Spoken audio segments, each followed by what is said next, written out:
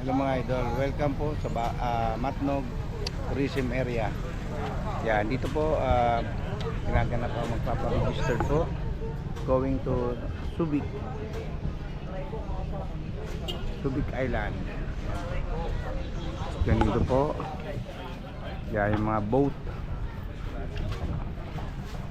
Ayan po yung mga magdadala po ng mga pasahero papunta doon sa Subic area.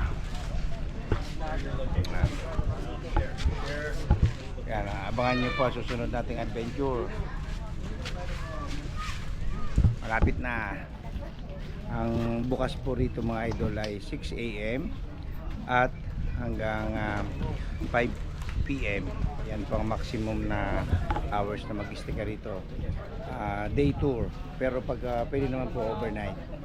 So dito nagko-close po sila ng 5 PM o 4:30 PM. Yan. Thank you for watching.